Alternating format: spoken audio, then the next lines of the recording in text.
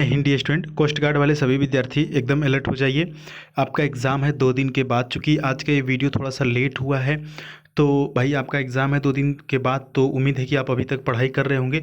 इसलिए हमें लगा कि भले इसी देर हो रहा है लेकिन जो बच्चे अभी जगे होंगे वो इस वीडियो को देख लेंगे। ठीक है, अभी जब ये वीडियो आपके सामने जाएगी करीब रात के 10 बज रहे होंगे, तो उम्मीद है कि आप अभी इस वीडियो को देखेंगे। ये क्लास नंबर 6 से बाकी की जो 5 क्लास हैं आपको प्लेलिस्ट में मिल जाएगा। तो कोस्ट गार्ड का आपका एग्ज़ाम है, प्रैक्टिस सेट चल रहा है, बहुत ही इंपॉर्टेंट है। यहाँ पर पहला क्वेश्चन आपके सामने है। देखिए, इस समय 2-3 दिन और बचा है, जो मन से पढ़ाई करेगा वही सिलेक्शन ले पाएगा। ठीक है, तो बिल्कुल आप अलर्ट होकर पढ़ाई करते रहें। आइए देखते हैं क्वेश्चन। पहला जो है कि the hockey match between India and Pakistan was very exciting, no error. Dear student, आपको बताना है कि इस क्वेश्चन के किस पार्ट में इरर है, और जिस विद्यार्थी का ये क्वेश्चन सही हो जाएगा डेफिनेटली उसके सिलेक्शन के चांसेस बहुत हैं, क्योंकि बहुत ईजी क्वेश्चन है। यहाँ पर फाइंड द इरर से क्वेश्चन है आपके सामने। देखिए, आपको बता दें कि यहाँ पर इस क्वेश्चन में नो इरर है। जी हाँ, option number D is right here. अच्छा, जब भी इरर वाला क्वेश्चन आपको दिया जाता है तो ज़्यादातर बच्चे जो है 99% जो बच्चे हैं वो सिर्फ इरर ढूंढने में अपना पूरा फोकस लगाते हैं। सिर्फ 1% बच्चे ऐसा भी होते हैं जो सोचते हैं कि इरर नहीं भी हो सकता है। आपके सामने चार ऑप्शन दिया जाता है डियर स्टूडेंट, यानी कि एक ऑप्शन जो है कि 25% हकदार है कि भाई मैं भी सही हो सकता हूँ। ये कहेगा मैं, ये कहेगा मैं, और ये कहेगा मैं। और ऑप्शन नंबर डी भी कहेगा कि भाई मैं भी सही हो सकता हूँ, मैं भी सबसे लास्ट में हूँ, लेकिन मेरे भी उतना ही चांसेस हैं सही होने के। बात समझिएगा। तो यहाँ पर इस बार डी ने बाजी मारी है, ऑप्शन नंबर डी सही है, यानी कि नो इरर है। क्यों नो इरर है? देखिए, आप सोचेंगे कि सर इंडिया एंड पाकिस्तान है तो दो जो नाउन है वो एंड से जुड़ रहा है, तो यहाँ पर वर आना चाहिए, वाज नहीं आना चाहिए। लेकिन बात इंडिया और पाकिस्तान की नहीं है, बात है द हॉकी मैच की। ये जो वाज आया है डियर स्टूडेंट वो द हॉकी मैच के लिए आया है। द हॉकी मैच होगा किसके बीच होगा? भारत और पाकिस्तान के बीच। तो वाज बात हम हॉकी मैच की कर रहे हैं, सब्जेक्ट ये है। क्लियर है? इसके लिए यहाँ पर वाज आया है, तो यहाँ पर इस सेंटेंस में कोई भी एरर नहीं है। उम्मीद है कि आप बात को समझ पाए होंगे, बिल्कुल आराम से समझेंगे। ठीक है, यहाँ पर सीखने के पर्पज से आप आए हैं तो सीखिए। इस टाइप के एरर एग्जाम में पूछेंगे तो आप सही करके आएंगे। जैसे लिखा हुआ है कि due to the snow was marks snow marks was unrecognisable, मतलब पहचानने लायक नहीं, रिकोगनाइजेबल। रिकोगनाइज मतलब होता है पहचान, आइडेंटिफिकेशन। तो अब देखिए, इस सेंटेंस में ये भी काफ़ी हलवा टाइप का क्वेश्चन है। यहाँ पर मार्क्स लिखा हुआ है तो मार्क्स के साथ सर वाज नहीं बल्कि क्या आएगा? मार्क्स के साथ वाज नहीं बल्कि क्या आएगा? वर आएगा। ठीक है, 10 क्वेश्चन आपको इस वीडियो में देखने को मिलेंगे, जिसमें कि तीसरा क्वेश्चन आपके सामने है। इधर इसको इधर भी पढ़ते हैं, इधर भी पढ़ते हैं। ठीक है, तो इधर रमेश और Reema have the keys to the cupboard. तो यहाँ पर देखिए, कुछ बच्चे सोचेंगे सर कीज़ टू नहीं होगा, कीज़ टू नहीं होगा। यहाँ पर कुछ और भी आप सोच सकते हैं, कीज़ आप भी सोच सकते हैं। देखिए, कीज़ के साथ आप भी लगता है, मतलब किसी चीज़ की चाबी, और कीज़ टू भी लगता है, तो ये दोनों सेंटेंस है। कीज़ टू है या कीज़ आप है तो सही है। ईरर यहाँ पर जो है, हालांकि पार्ट बी में ही ईरर है, लेकिन ईरर कीज़ टू वाला नहीं है। ईरर जो है कि वो हैव वाला है। एक चीज़ ध्यान दीजिएगा कि जब भी दो नाउन ऐसे जुड़े, ईदर और एक नाउ वहाँ पर एक सब्जेक्ट दे दे, उसके बाद आर करके फिर दूसरा सब्जेक्ट दे दे। ठीक है, तो इस प्रकार का जब आपके एग्जाम में मान लेते हैं कि यही वाला कोस्ट गार्ड में क्वेश्चन इसी प्रकार से पूछ दिया, इसी स्ट्रक्चर पे, तो आप ऐसे वाले सेंटेंस में हमेशा जब जो हेल्पिंग वर्ब होगी डियर स्टूडेंट, जो हेल्पिंग वर्ब होगी वो अपने पास वाले सब्जेक्ट के हिसाब से लगती है। इस टाइप के सेंटेंस में आइदर आर नाइदर ना, ध्यान देंगे। ठीक है, तो देखिए, जैसे कि यहाँ पर हैव लगा हुआ है तो हैव किसके हिसाब से लगेगा? रीमा के हिसाब से लगेगा। तो रीमा एक है तो हैव नहीं बल्कि क्या यहाँ पर लगेगा? हैज़ लगेगा। ठीक है, बात समझ में आ गई नहीं? आगे बढ़ लेते हैं। The jury is from different parts of the country. अब बताइए इसमें किस पार्ट में इरर है? अच्छा, कुछ बच्चों को नहीं पता होगा तो यहाँ पर बता दें कि ज्यूरी का मतलब क्या होता है। ज्यूरी का मतलब आपको पता है? नहीं पता है। ज्यूरी का मतलब होता है जजों के समूह को ज्यूरी कहते हैं। जज जो होते हैं, जो कोर्ट में बैठते हैं, हाई कोर्ट, सुप्रीम कोर्ट, जज होते हैं ना, तो जजों के समूह को बोलते हैं ज्यूरी। तो देखिए, कई बार जज सिंगुलर भी होता है, कई बार प्लूरल भी होता है, लेकिन यहाँ पर प्लूरल कैसे हमें पता चला? क्योंकि डिफरेंट पार्ट्स ऑफ कंट्री, अलग अलग देश के अलग अलग जगहों से, तो अलग अलग जगहों से, तो अलग अलग तो कई जज हैं, तो इज नहीं बल्कि वहाँ पर क्या होना चाहिए था? आर होना चाहिए था। आपके एग्जाम में ना सब्जेक्ट वर्ब एग्रीमेंट से बहुत से क्वेश्चन आते हैं, इसलिए यहाँ से इरर मैं आपको दिखा रहा हूँ और बता रहा हूँ कि किस प्रकार से इरर आपके एग्जाम में आ सकते हैं। अगला है कि one of the proposals received by us seem very interesting. इस प्रकार का मैं बहुत ईरर करा चुका हूँ। ये छठवां वीडियो है ना, छठवां वीडियो, तो हर वीडियो में लगभग एक ऐसा क्वेश्चन मैंने कराया है वन ऑफ द वाला। ठीक है, तो अगर आपके एग्जाम में वन ऑफ द का क्वेश्चन दिख गया तो उसको आप सही करके आइएगा, ठीक है, वरना मेरी पूरी मेहनत बेकार चली जाएगी आपको पढ़ाने का और समझाने का। देखिए, वन ऑफ द के बाद प्लूरल नाउन आता है। वन ऑफ द के बाद क्या आता है? प्लूरल नाउन आता है। तो प्रपोजल नहीं बल्कि प्रपोजल्स है। तो ये लाइन तो बिल्कुल सही है, वन ऑफ द प्रपोजल्स, यानी ऑप्शन ए वाला तो बिल्कुल सही है। आगे बढ़ते हैं, रिसीव्ड बाय अस।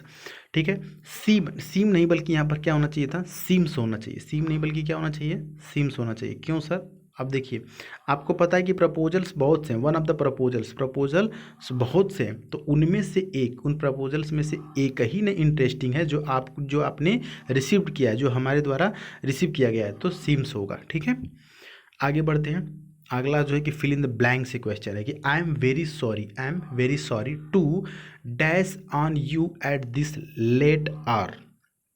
अब देखिए, यहाँ पर आप समझेंगे कि क्या क्या इरर हो सकता है। देखिए, यहाँ पर इंट्रोड्यूड होगा। ठीक है, इंट्रोड्यूड होगा। क्यों क्यों यहाँ पर ये चीज़ है, आप ध्यान से इसको समझेंगे।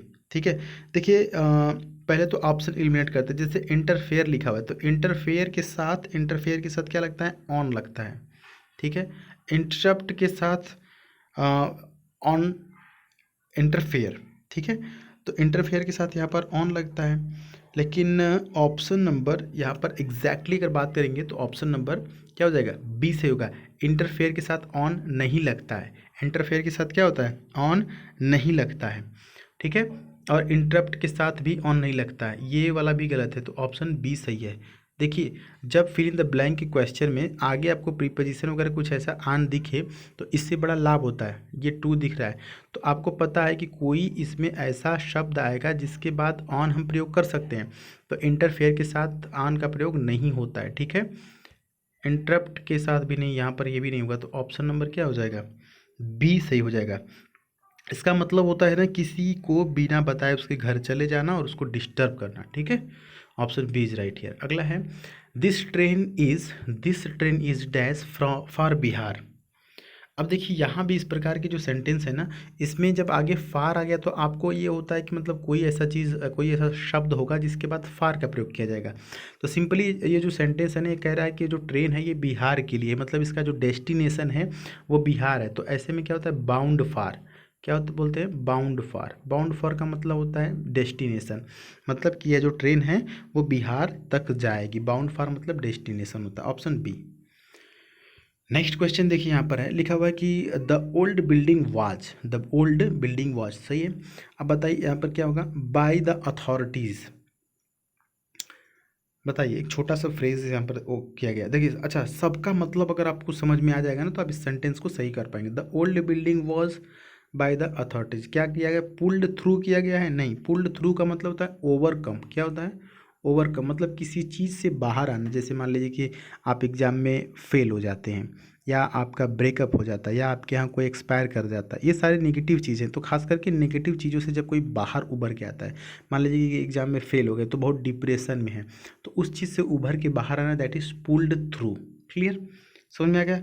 अच्छा, पुल्ड अप का मतलब क्या होता है? पुल्ड अप का मतलब होता है चलती हुई चीज़ को रोक देना। पुल्ड अप का मतलब क्या होता है? चलती हुई चीज़ को, जैसे मान लीजिए कार चल रही थी और आपने कहीं पे उसको रोक दिया किनारे, ठीक है, दैट इज़ पुल्ड अप किया। पुल्ड ऑफ का मतलब क्या होता है? पुल्ड का ऑफ का मतलब होता है कोई भी काम को सफलतापूर्वक कर लेना। तो ये तीनों का मतलब समझ जाएगा, ऑप्शन बी होगा पुल डाउन। पुल डाउन का मतलब होता है डिमोलिश करना, यानी किसी चीज़ को धाराशाही कर देना, किसी चीज़ को क्या करना? ख़त्म कर देना। द ओल्ड बिल्डिंग वॉज, वो जो पुरानी बिल्डिंग थी वो धाराशाही कर दी गई, ख़त्म कर दी गई, किसके द्वारा? अथॉरिटीज़ के द्वारा। ठीक है, तो ऑप्शन बी। देखिए, फिल इन द ब्लैंक में कई बार ऐसा होता है ना कि जो ऑप्शंस होते हैं उनके मतलब आपको आने चाहिए। क्लियर, चलिए नेक्स्ट है कि this part of the sea dash with shark. This part of the sea with shark. अब यहाँ पर आप इस चीज़ को समझिएगा कि विद लगा हुआ है ना, तो कौन सा ऐसा प्रीपोजिशन है जिसके साथ विद का प्रयोग कर सकते हैं ना, तो यहाँ पर ऑप्शन ए है, टीम्स विद होता है। टीम्स विद का मतलब क्या होता है डियर स्टूडेंट? टीम्स विद का मतलब होता है कोई भी चीज़ क्या हो? भरा हुआ। टीम्स विद का मतलब क्या होता है? भरा हुआ, टिम्स विद मतलब भरा हुआ, ठीक है। तो यह दिस पार्ट ऑफ द सी, जो समुद्र का यह पार्ट है ना वो शार्क से भरा हुआ है, टीम्स विद। आपको मैं बताऊंगा, ऑप्शन ए सही है। देखिए आप सोच रहे होंगे कि सर आप कैसे फटाक से ऑप्शन ए ऑप्शन बी बता दे रहे हैं। तो यहाँ पर जो कुछ इस प्रकार के जो सेंटेंस होते हैं ना वो फिक्स्ड प्रीपोजिशन वाले सेंटेंस होते हैं। डियर स्टूडेंट ध्यान देंगे, आपके एग्जाम में फिक्स्ड प्रीपोजिशन से संबंधित बहुत क्वेश्चन पूछते हैं। तो इसकी समस्या कैसे दूर करेंगे, हमने एक प्लेलिस्ट बनाया हुआ है, ठीक ना, fixed preposition by Sudhir Pandey. आप देखिएगा प्लेलिस्ट में, आप उसमें आप जाएंगे ना तो बहुत से हमने फिक्स्ड प्रीपोजिशन वाले शब्द करा चुके हैं कि जैसे कि विद के साथ क्या लगता है, इस शब्द के साथ क्या लगता है। तो आप उस प्लेलिस्ट को एक बार देख लीजिएगा इस वीडियो के बाद, ठीक है, तो आपको थोड़ी कहानी समझ में आ जाएगी। नेक्स्ट है कि I M dash of joining the arm forces. अब यहाँ पर देखिए फिर फिक्स्ड प्रीपोजिशन का खेल है।